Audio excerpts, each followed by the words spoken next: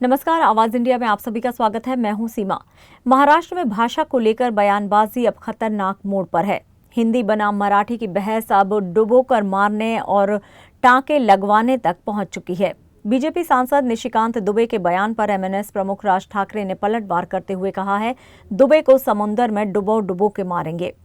अब इस बयान को लेकर कांग्रेस नेता विजय वड़ट्टीवार भी मैदान में कूद पड़े हैं। उन्होंने कहा है, ईंट का जवाब पत्थर से दिया जाएगा, क्योंकि ईंट से 2 टांके लगते हैं और पत्थर से 4। वड़ट्टीवार ने दावा किया है कि उनकी लड़ाई हिंदी भाषा से नहीं, बल्कि उस सरकार से है जो हिंदी थोप रही है। उन्होंने बीजेपी पर यह आरोप लगाया है कि स्थानीय चुनावों से पहले जानबूझकर मराठी बनाम हिंदी का मुद्दा उछाला जा रहा है। वड़ट्टीवार बोले कि ये सब मराठी वोट बांटने की सोची समझी चाल है, जिससे बीजेपी को सीधा फायदा मिले।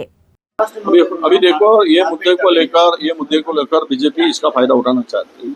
अब ये मुद्दा क्यों आया, कैसे आया, सरकार ने इस चुनाव के मद्देनजर सामने रखते हुए हिंदी की शक्ति का जेआर क्यों निकाला, निर्णय क्यों निकाला, तो हिंदी साइडर वोट को कंसोलिडेट करने के लिए उन्होंने ये कदम उठाया है और इसका फायदा हो और मराठी में विभाजन हो और भारतीय जनता पक्ष को फायदा हो, यही उसकी मंशा थी और उसमें वो सफल हुए।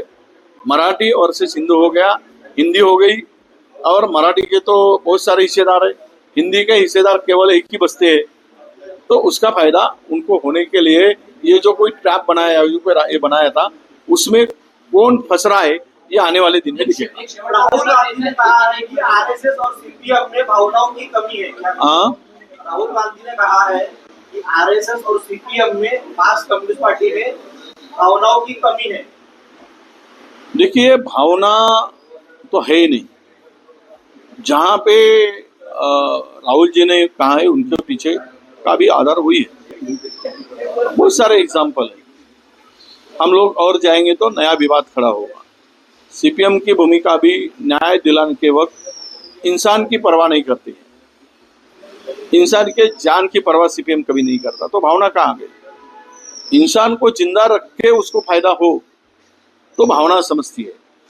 तो उस हिसाब से अगर राहुल जी ने कहा है तो सच का है।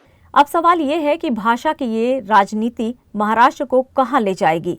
क्या ये बहस केवल चुनावी फायदा उठाने का एक जरिया है?